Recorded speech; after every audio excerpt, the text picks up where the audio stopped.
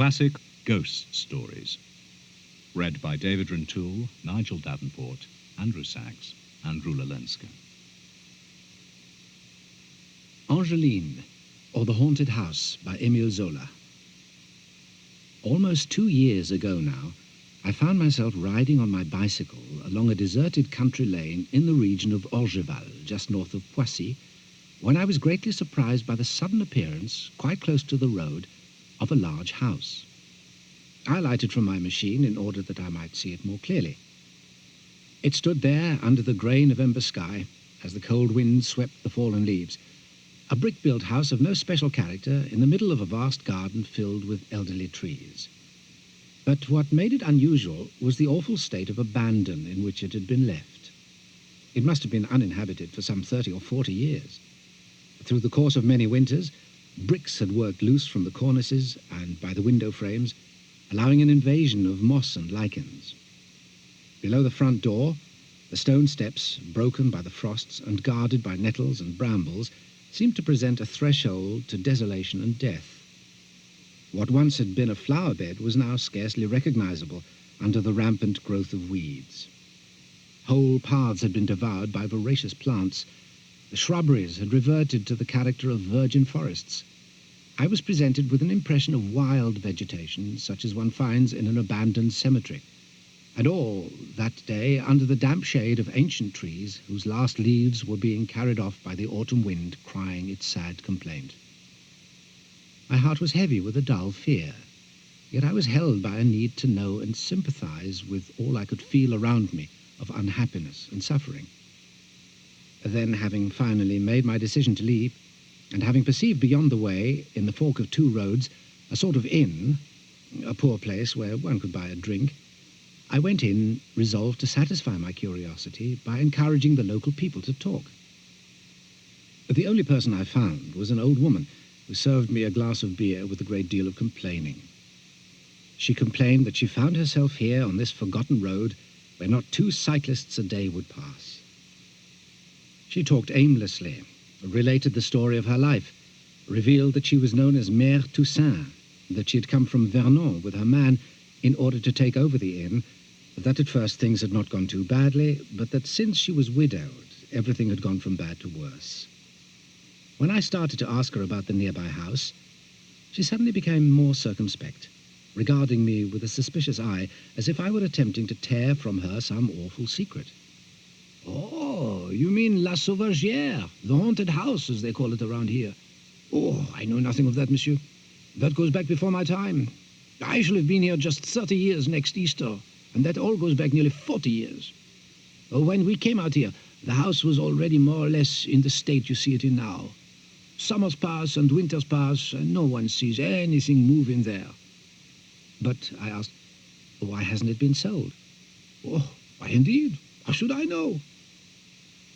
In the end, I gained her confidence, whereupon it was clear that she was only too anxious to recount to me what it was that people talked about. First, she told me how not one of the girls from the village would dare to venture into the grounds of La Sauvagière after dusk, because it was rumored that some poor soul returned there by night to haunt it. When I expressed surprise that such a story should still be found credible so near to Paris, she shrugged her shoulders, endeavoring at first to appear composed, but before long revealing her unspoken terror. "But consider the facts, monsieur. Why has it never been sold? I have seen prospective buyers come and go, but they always leave more quickly than they arrived, and not one has ever come back a second time. And I can tell you one thing for sure. If any visitor dares to venture inside that house, extraordinary things happen. Doors slam noisily of their own accord, as if some awful wind were blowing. Cries, moans, and the sound of sobbing rise from the cellars. And if anyone dares to stay longer, a heart-rending voice starts to call out again and again, 'Angeline! Angeline! Angeline!' in such an anguished tone as to chill the very marrow of your bones. What I am telling you are proven facts. No one will deny them." I assure you that my own emotions were beginning to stir, and a shiver ran down my spine. "But who is this Angeline?" "Oh, I can see, monsieur, that you're determined to know the whole story. though I must tell you again that I really know nothing myself. Nevertheless, she proceeded eventually to tell me everything. Some 40 years previously, in about 1858, just at the time when the victorious Second Empire was holding one celebration after another, Monsieur de G, who held a post at the Tuileries Palace, lost his wife. He had by her a daughter, some 10 years old, called Angeline, indescribably beautiful, and the living image of her mother. 2 years later, Monsieur de G married again, and his second wife was another renowned beauty, the widow of a general.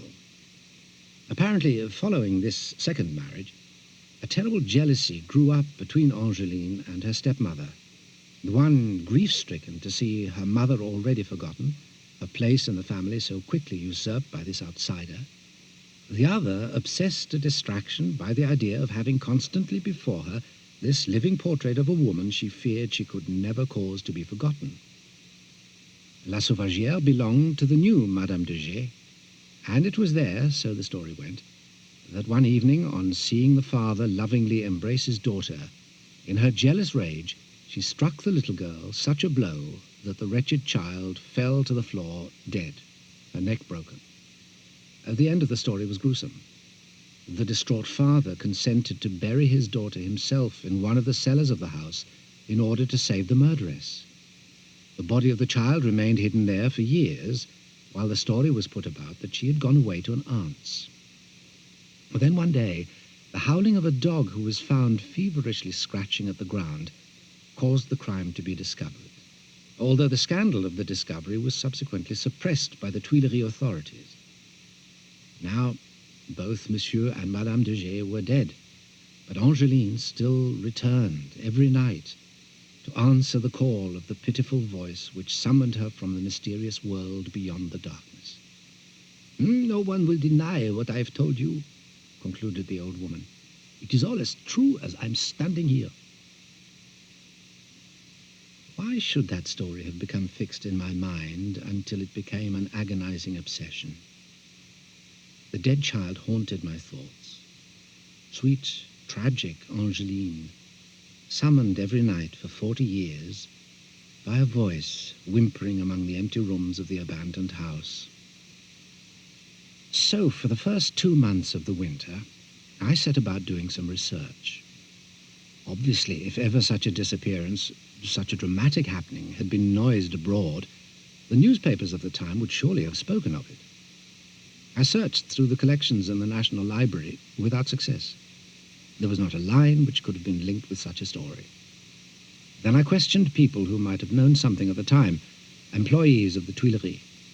None was able to give me a clear answer. All I obtained was contradictory information. I'd all but abandoned any hope of finding out the truth when one morning fate guided me onto a new track.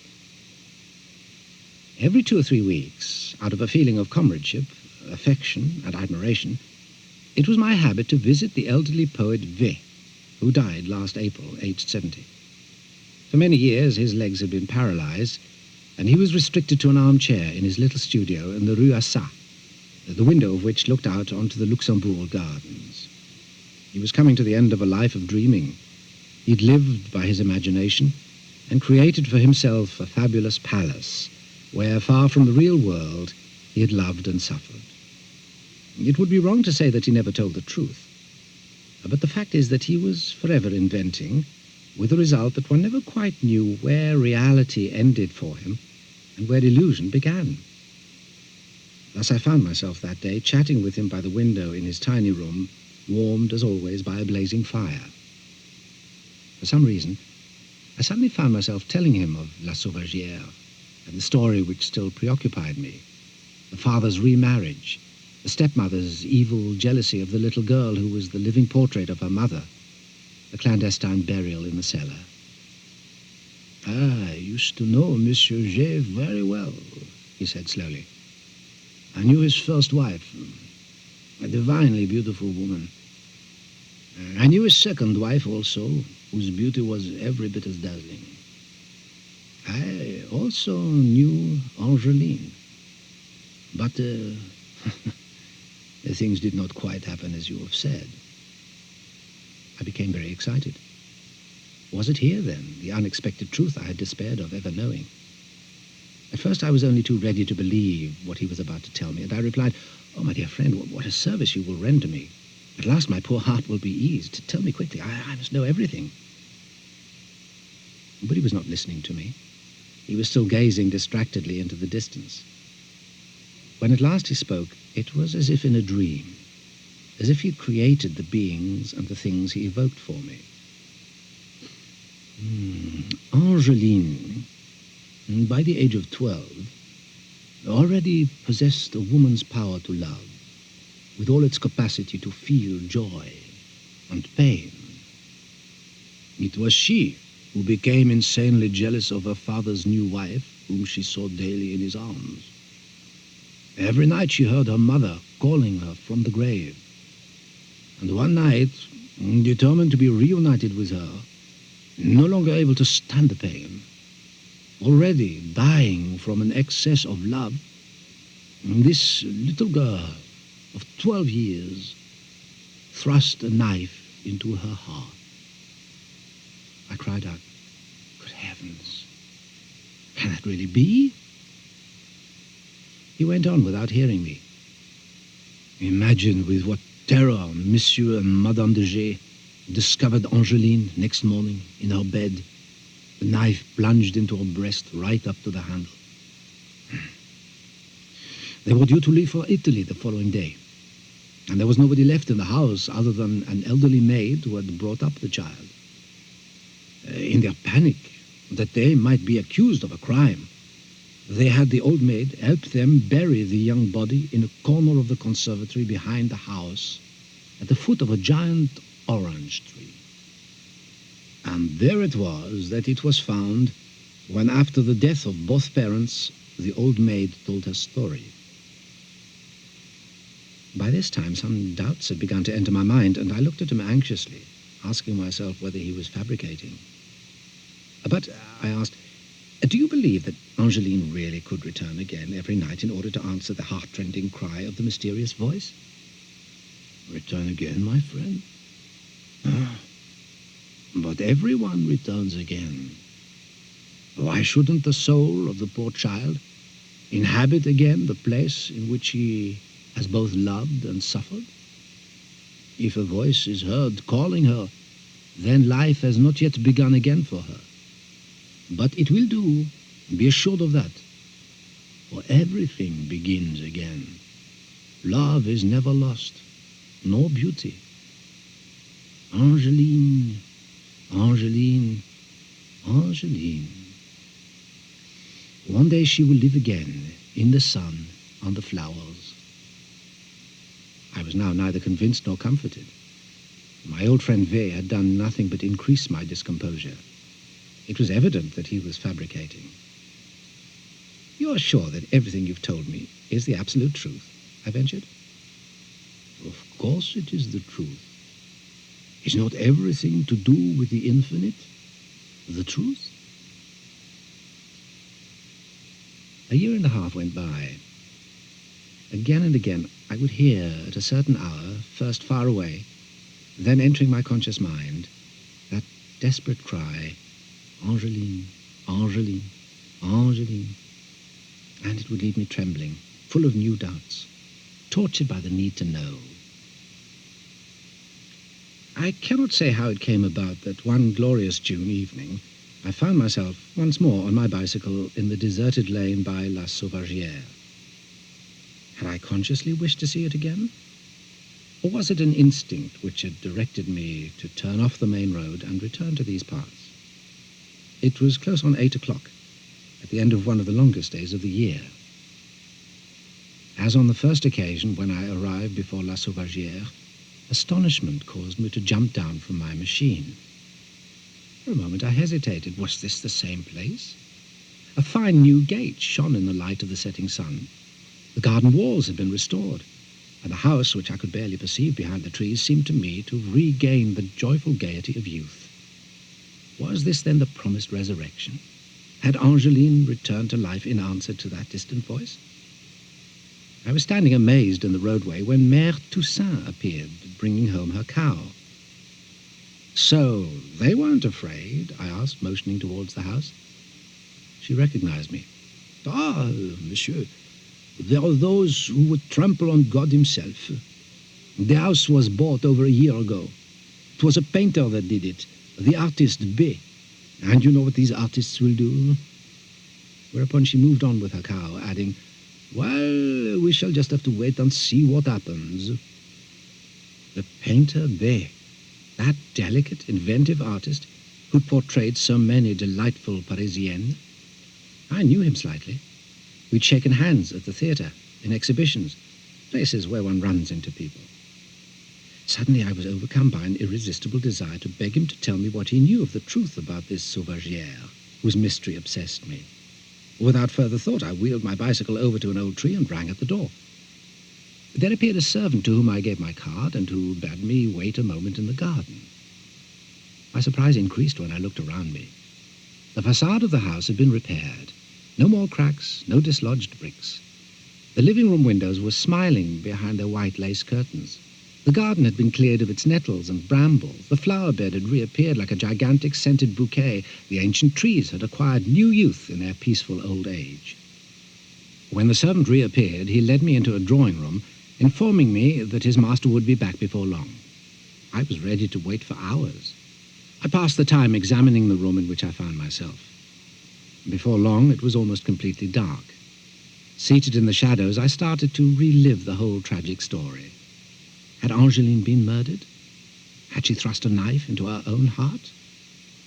And I have to admit that in this haunted house, I felt fear. What initially was not much more than a certain unease proceeded to grow beyond all proportion into an irrational terror. At first it seemed to me that I could hear obscure sounds in the distance, a vague moaning, stifled sobs, heavy, ghostly footsteps. Whatever it was began to come up from below, to draw closer, until the whole house seemed to be filled with a terrible distress. Suddenly, the awful cry rang out, "Angeline! Angeline! Angeline!" with such growing force that it seemed to me that I felt a cold breath touch my face. One of the drawing-room doors opened noisily. Angeline entered and crossed the room without seeing me. I recognized her in the dim light which had penetrated. It was indeed the dead child of 12 years, incredibly beautiful, with her exquisite blonde hair upon her shoulders, dressed in white.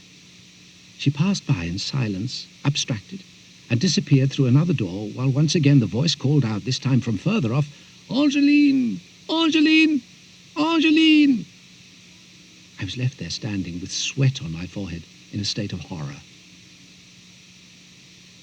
Almost immediately I was conscious that the artist Bay was there, shaking my hand and apologizing for having let me wait so long. Without any attempt to preserve my self-respect, I rushed into telling him my story. At first he listened to me with no little surprise, and then with great good humor he hastened to reassure me. "My dear fellow, you are probably unaware of the fact that I am a cousin of the second Madame de G. Oh, the poor woman, to be accused of the murder of that child whom she loved and mourned quite as much as the father. For there is only one part of the story which is true. The poor creature did indeed die here, not by her own hand, for heaven's sake, but of a sudden fever. The shock was so great that her parents never wished to return here, which explains why it remained uninhabited for as long as they were alive. After their death, there followed interminable legal procedures which prevented its sale. I wanted it, having coveted it for many years, and I can assure you that we have never yet seen any ghosts here." The chill returned to me as I mumbled, "But I've just seen Angeline here. Only a moment ago, that frightful voice was summoning her, and she passed by here through this very room." He looked at me, alarmed, believing perhaps that I was losing my sanity. And then suddenly he laughed, the resounding laugh of a man who's happy. "That was my daughter you saw just now. Her godfather was in fact Monsieur de G, who gave her the name Angeline as an act of devoted memory. Having no doubt been called by her mother, she must have passed through this room. Thereupon he opened the door himself and called out again, "Angeline! Angeline! Angeline!" The child returned, now alive, now vibrant with gaiety. It was she, with her white dress, her exquisite blonde hair upon her shoulders, so beautiful, so radiant with hope, that she was like the spring itself, bearing in the form of a bud the promise of love, the lasting happiness of life. What a charming ghost was this new child, born again from the one who had died. Death had been conquered. My old friend, the poet V, had not lied. Nothing is ever lost forever. Everything begins again, both beauty and love. Their mothers call them, these little girls of today, these lovers of tomorrow, and they live again under the sun and among the flowers. The house had been haunted by the promise of this reawakening. Today, the house was once more youthful and happy in the rediscovered joy of eternal life. The Moonlit Road by Ambrose Bierce. The statement of Joel Hetman, Jr. I am the only child of Joel and Julia Hetman.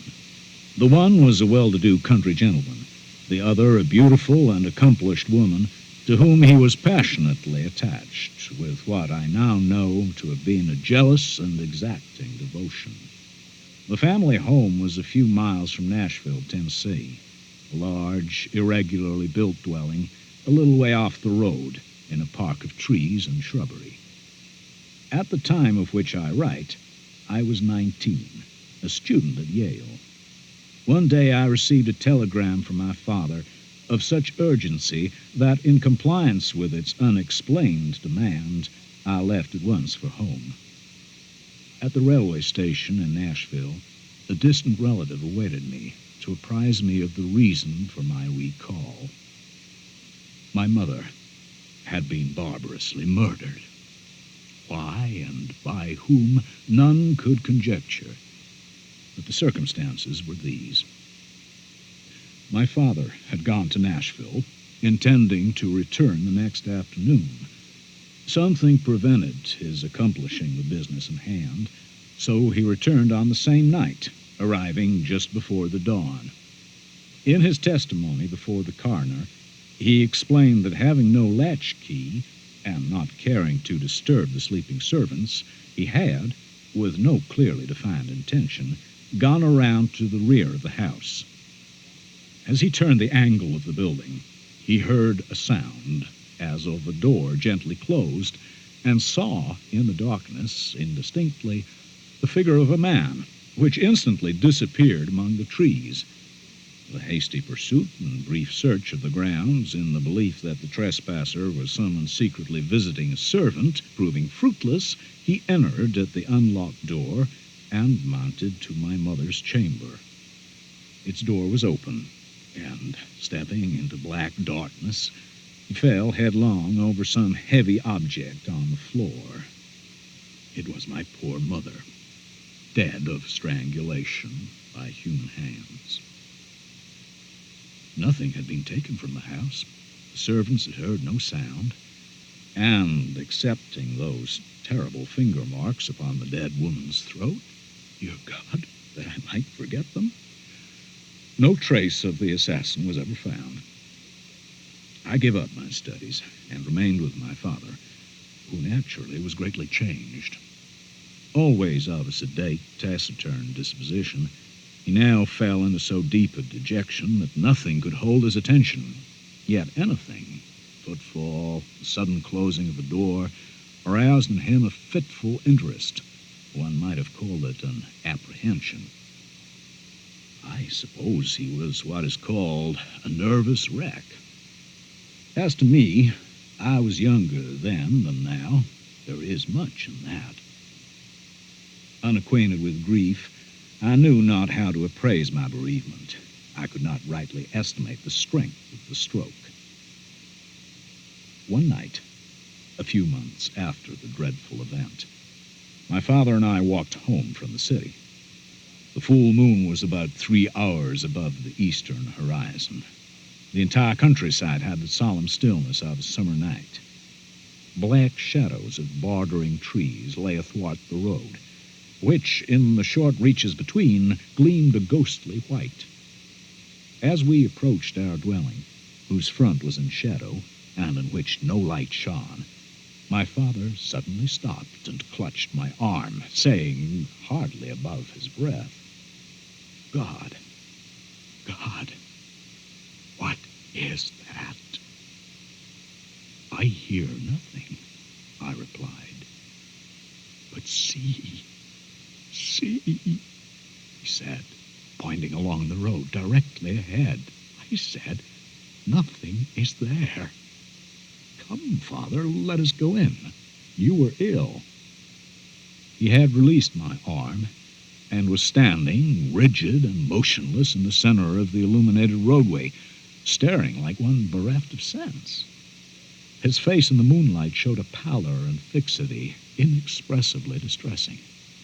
I pulled gently at his sleeve, but he had forgotten my existence. Presently he began to retire backward, step by step, never for an instant removing his eyes from what he saw, or thought he saw. I turned half round to follow, but stood irresolute. I do not recall any feeling of fear, unless a sudden chill was its physical manifestation. It seemed as if an icy wind had touched my face and enfolded my body from head to foot. I could feel the stir of it in my hair.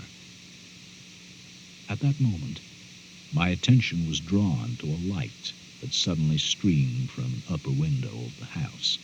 One of the servants, awakened by what mysterious premonition of evil who can say, and in obedience to an impulse that she was never able to name, had lit a lamp.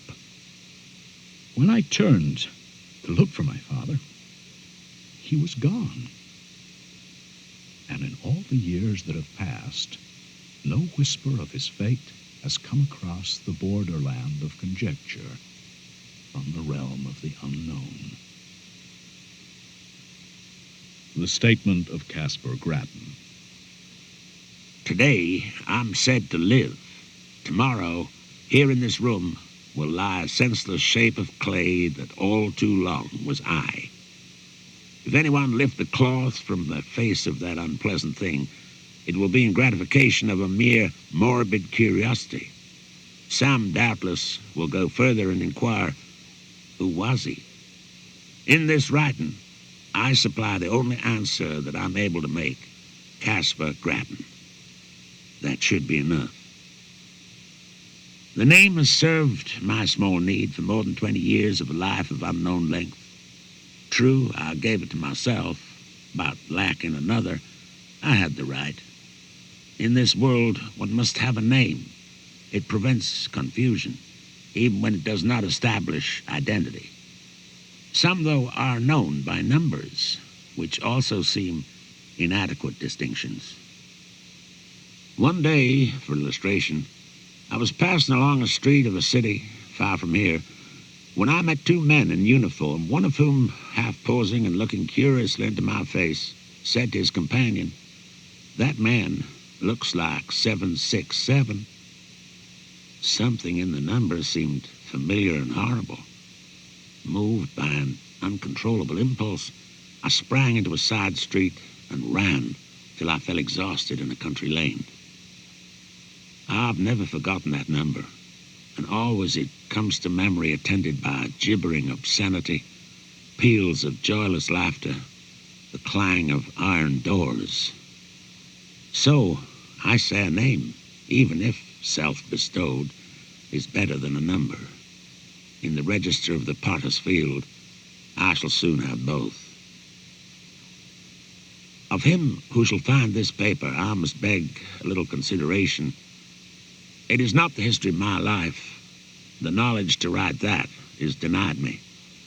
This is only a record of broken and apparently unrelated memories. Standing upon the shore of eternity, I turned for a last look landward over the course by which I came. There are 20 years of footprints, fairly distinct, the impressions of bleeding feet. They lead through poverty and pain, devious and unsure, as of one staggering beneath a burden, remote, unfriended, melancholy, slow. Ah, the poet's prophecy of me, how admirable, how dreadfully admirable. Backward, beyond the beginning of this Via Dolorosa, this epic of suffering with episodes of sin, I see nothing clearly. It comes out of a cloud. I know that it spans only 20 years, yet I'm an old man. One does not remember one's birth, one has to be told. But with me it was different. Life came to me full-handed and dowered me with all my faculties and powers. Of a previous existence, I know no more than others, for all have stammering intimations that may be memories and may be dreams. I know only that my first consciousness was of a maturity in body and mind, a consciousness accepted without surprise or conjecture. I merely found myself walking in a forest, half-clad, footsore, unutterably weary and hungry. Seeing a farmhouse, I approached and asked for food, which was given me by one who inquired my name. I did not know, yet knew that all had names. Greatly embarrassed, I retreated, and night coming on, lay down in the forest and slept. I seemed once to have lived near a great city, a prosperous planter, married to a woman whom I loved and distrusted. We had, it sometimes seems, one child, a youth of brilliant parts and promise. He is at all times a vague figure, never clearly drawn, frequently altogether out of the picture. One luckless evening, it occurred to me to test my wife's fidelity in a vulgar, commonplace way familiar to everyone who has acquaintance with the literature of fact and fiction. I went to the city, telling my wife that I should be absent until the following afternoon. But I returned before daybreak and went to the rear of the house, purposing to enter by a door with which I had secretly so tampered that it would seem to lock, yet not actually fasten. As I approached it, I heard it gently open and close, and saw a man steal away into the darkness. With murder in my heart, I sprang after him, but he had vanished without even the bad luck of identification. Sometimes now, I cannot even persuade myself that it was a human being. Crazed with jealousy and rage, blind and bestial with all the elemental passions of insulted manhood, I entered the house and sprang up the stairs to the door of a wife's chamber. I easily entered and, despite the black darkness, soon stood by the side of her bed. My groping hands told me that although disarranged, it was unoccupied. She is below, I thought, and terrified by my entrance, has evaded me in the darkness of the hall. With the purpose of seeking her, I turned to leave the room, but took a wrong direction. The right one. My foot struck her, cowering in a corner of the room. Instantly, my hands were at her throat, stifling a shriek. My knees were upon her struggling body. And there in the darkness, without a word of accusation or reproach, I strangled her until she died. There ends the dream. I've related it in the past tense, But the present would be the fitter form, for again and again the somber tragedy reenacts itself in my consciousness. Over and over I lay the plan, I suffer the confirmation, I redress the wrong. Then all is blank. And afterwards the rains beat against the grimy window panes, or the snows fall upon my scant attire. The wheels rattle in the squalid streets where my life lies in poverty and mean employment. If there is ever sunshine, I do not recall it. If there are birds, they do not sing. There is another dream, another vision of the night. I stand among the shadows in a moonlit road. I'm aware of another presence, but whose I cannot rightly determine. In the shadows of a great dwelling, I catch the gleam of white garments. Then the figure of a woman confronts me in the road. My murdered wife. There is death in the face. There are marks upon the throat. The eyes are fixed on mine with an infinite gravity which is not reproach, nor hate, nor menace, nor anything less terrible than recognition. Before this awful apparition, I retreat in terror, a terror that is upon me as I write. I can no longer rightly shape the words.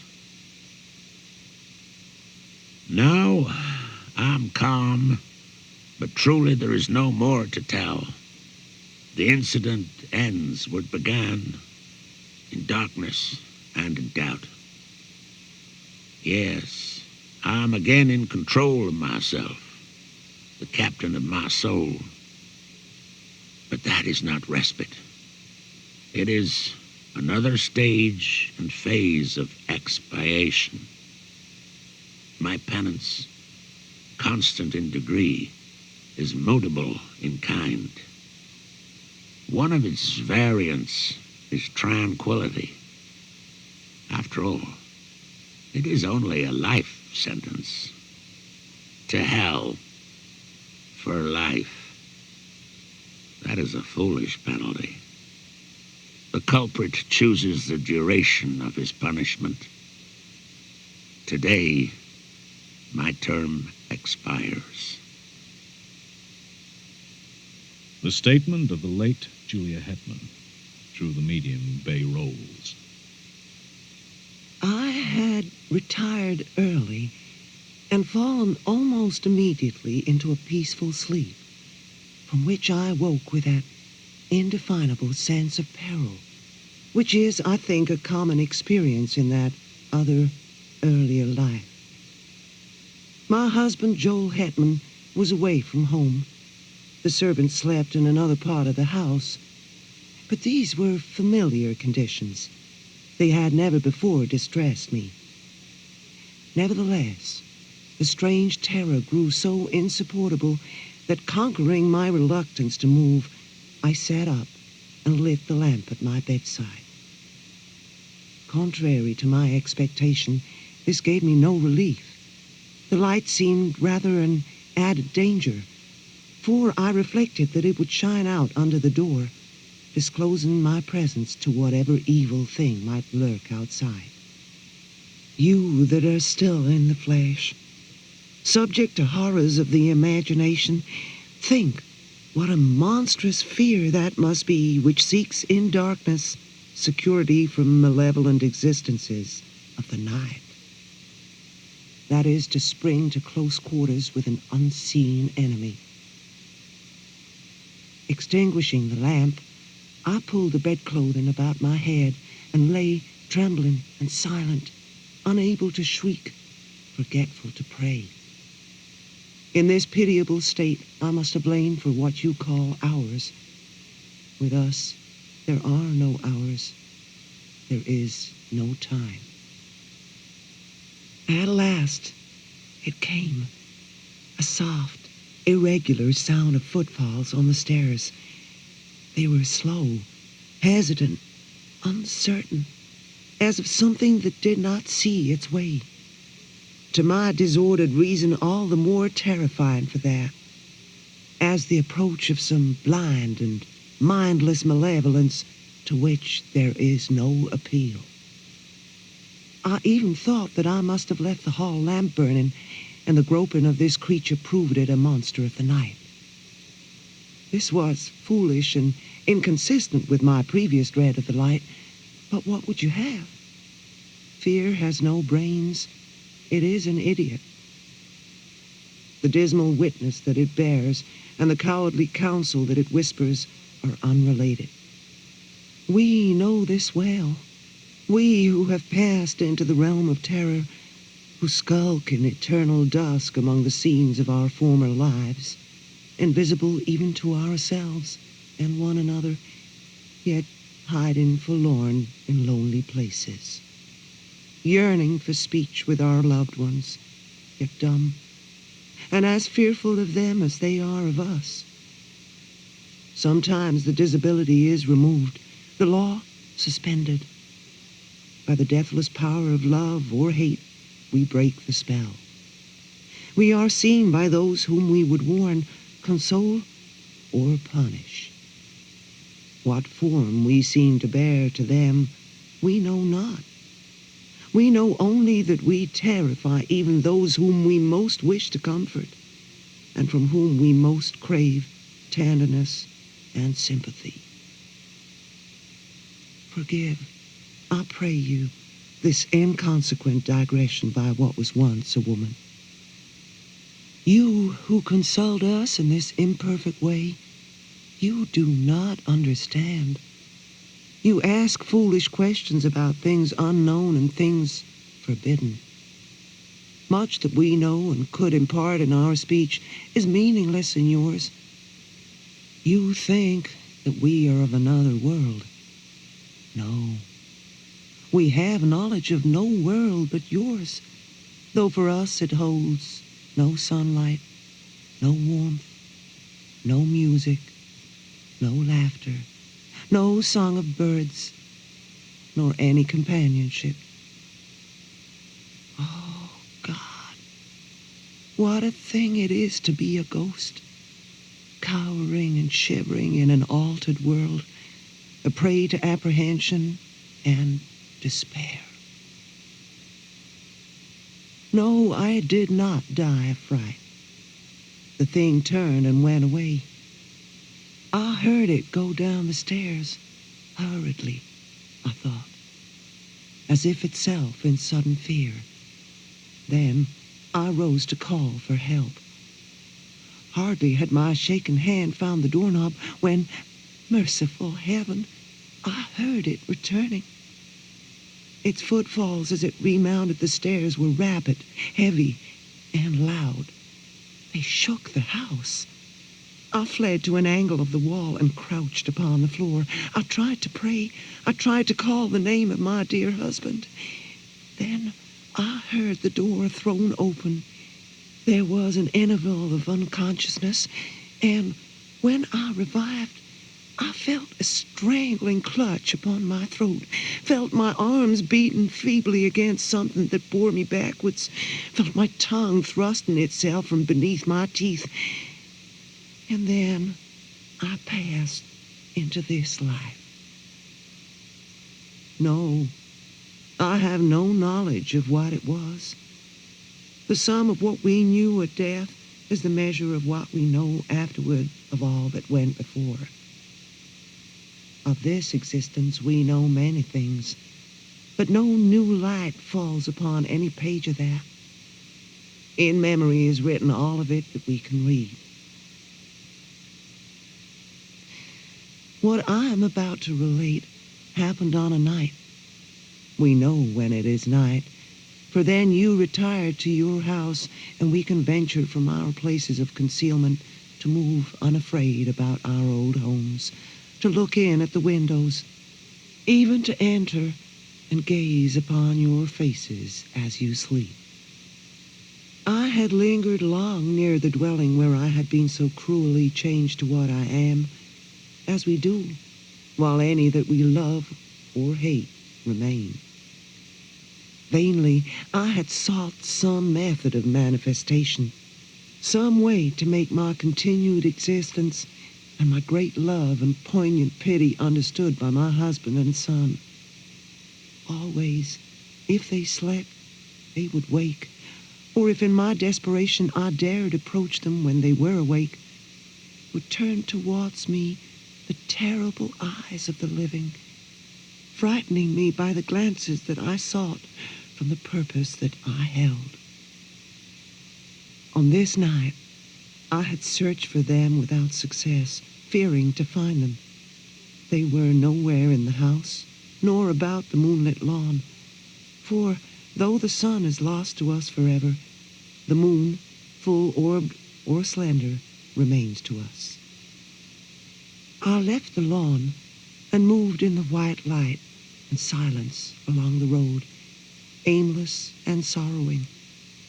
Suddenly, I heard the voice of my poor husband in exclamations of astonishment, with that of my son in reassurance and dissuasion. And there, by the shadow of a group of trees, they stood. Near, so near. Their faces were towards me, the eyes of the elder man fixed upon mine. He saw me. At last, he saw me. In the consciousness of that, my terror fled as a cruel dream. The death spell was broken. Love had conquered law. Mad with exultation, I shouted. I must have shouted. He sees, he will understand. Then, controlling myself, I moved forward, smiling and consciously beautiful, to offer myself to his arms, to comfort him with endearments, and with my son's hand in mine, to speak words that should restore the broken bonds between the living and the dead. Alas, alas, his face went white with fear. His eyes were as those of a hunted animal. He backed away from me as I advanced, and at last turned and fled into the wood, whither it is not given to me to know. To my poor boy, left doubly desolate, I have never been able to impart a sense of my presence.